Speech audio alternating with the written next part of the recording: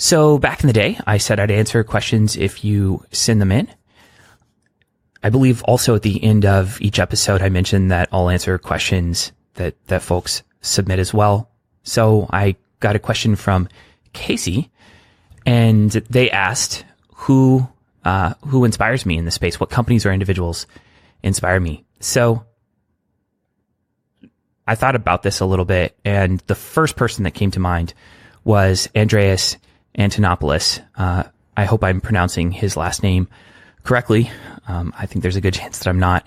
But when I was first getting involved in the space, his content and his thoughts and his wisdom influenced me more than anyone else. This is someone who spent his own money and lost money at first, and frankly had to cash in quite a bit of his Bitcoin to fiat to fund his travels, where he'd go to conferences and speak often for free before he could command a stipend. He's created a lot of different videos and, just really, really deepened my understanding of the space. And I'm so grateful to him. So he's first and foremost on this list. And when I think of someone who speaks for Bitcoin, like no one officially speaks for Bitcoin, but I really think, he is probably the most influential spokesperson on behalf of Bitcoin. And I've just learned so much from him, not just about Bitcoin, but about the Lightning Network and a bunch of other things. Really great guy. I've bought, I believe, all of his books. I am a member of his Patreon community. I believe for a while there, I was donating like $250 a month to him, just because I was so grateful for his contributions. I think the second company on this list is really the Dharma Protocol. I think lending is way underrated as a use case. There's far more, like the bond market is much bigger than the stock market, and both the bond market and the stock market are bigger than like circulating into.cash supply, at least in the United States. And everyone borrows money. Rich people borrow money, poor people borrow money, the middle class borrows money. It's just an important function of a well operating economy. And I believe that when lending on the blockchain, that when it's working and the incentives are correct and it's functioning at scale, I really believe that this has the potential to be the killer app that brings in millions of people, because most people won't switch to Bitcoin just because it's neat or it's cool, or even because it's censorship resistant, right? Unless they're in a place with a horrible banking system, and don't have access to USD accounts or other stable forms of wealth. Most people aren't going to make that switch, especially when you consider the amount of knowledge that's required to use Bitcoin, and also a lot of the UX hurdles, user experience hurdles that exist. But I believe there are a lot of people that don't have access to loans that will find a way to make it work, right? Even if they got to go into an internet cafe and navigate a pretty difficult process to get a loan. So I think loans, blockchain-based loans have just enormous potential, and I'm very inspired by what Nadav Hollander and the Dharma Protocol is doing in this space. I think they're really top-notch people. I think the team has proven that it can ship at a very fast clip, and they haven't launched a token, right? So at least thus far, it doesn't look like their end game is to just launch a token, become fabulously rich, and stop shipping, right? So I'm impressed by Nadav. I'm impressed by the vision. I'm impressed by the Dharma team, and I'm impressed by their output. Just really, really great folks. And I did a 2-part series on the Flippening podcast, my other podcast, about the Dharma Protocol. And it was a fascinating conversation. We cover the history of debt. We talk about kind of the Web 2.0 solutions that exist around debt, or at least around, peer-to-peer lending, like Lending Club, and there's a few others, and the problems with those. And then we talk about the potential for blockchain-based loans, and it's just a really great conversation. So I encourage you to check that out. If you're so inclined, you can just search like Flippening Podcast Nadav Hollander. I think the third kind of category of people that inspire me are just all the makers that continue to flood into the space, right? Despite the bear market and lack of conversation on Twitter and lack of hot takes on financial, edutainment channels, right? Financial television, financial radio. It seems like, at least from my vantage point, like the number of people that are still working on this space has, it hasn't declined. And in fact, sometimes I feel like it's actually grown, right? The people that are truly passionate about this space are really excited by the potential for permissionless innovation. I think if you grew up when I did, or really if you grew up any time in the last 100 years and started thinking about the areas where you could make an impact, it wasn't readily apparent that you could really make a difference in the world of finance and money and loans in this financial world. The options were to kind of, maybe go to Wall Street or get a job at a bank, but there wasn't a lot of possibility for disrupting those institutions, right? In fact, in a lot of ways, all the hoops you had to jump through to make a place for yourself in finance, kind of trains you against trying to modify the system. And there's just a ton of red tape and overhead, and so many of the problems that are solved by banks are just the fact that they'll jump through regulatory hoops, and the average company won't or can't afford the legal fees.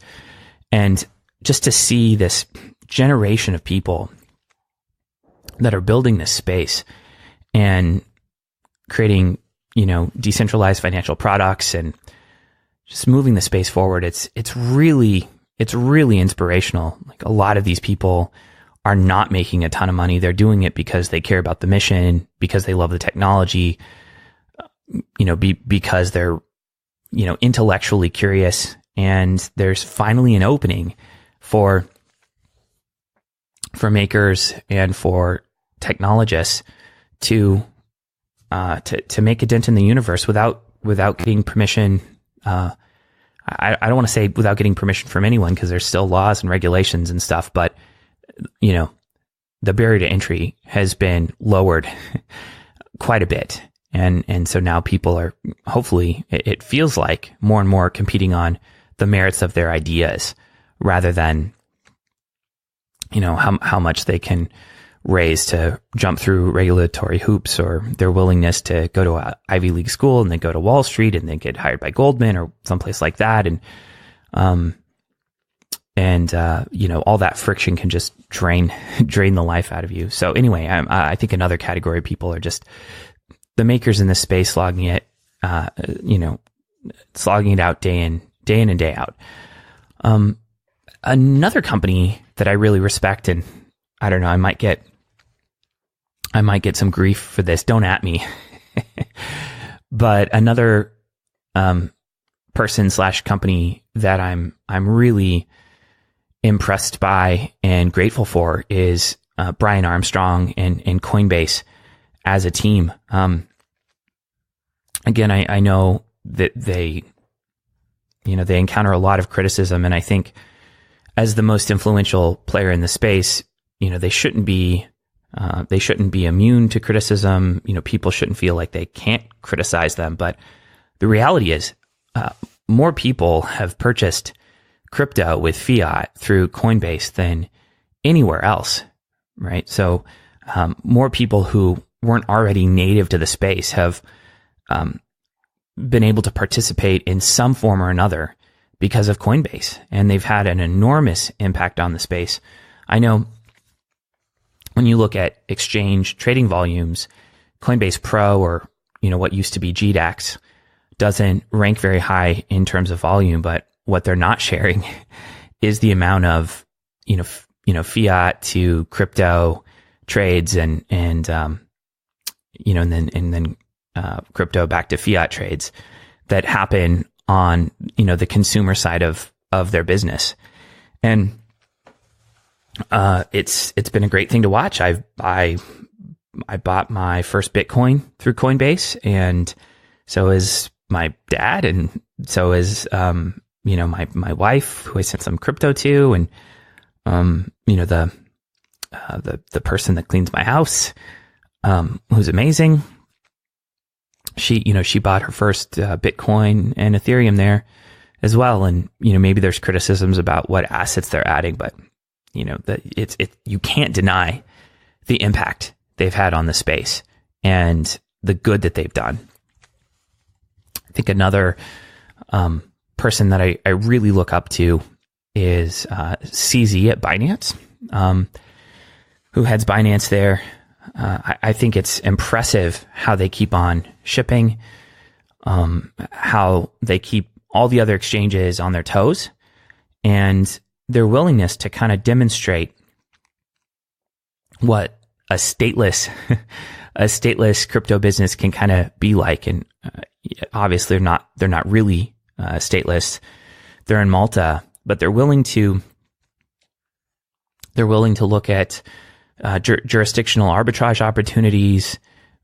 They're launching a decentralized exchange. They're launching an OTC desk, right? And these things in and of themselves are not, by themselves impressive, but it's really great to have a player that seems to be embracing the crypto ethos when it comes to product development, and really delivering on a lot of promises, including what they did with their BNB token, with the Binance token. It's kind of cool what they're doing with that. CZ mentioned that the majority of their employees have elected to be paid in BNB. They'll take profits and burn BNB to reduce the supply. And I believe they have a practice of, or at least they intend to take wins from their venture arm and use those wins to burn BNB. So they've made it a real thing, right? And when you trade on their platform with BNB, you get lower fees. So I was skeptical of their token at first, but I believe that they have.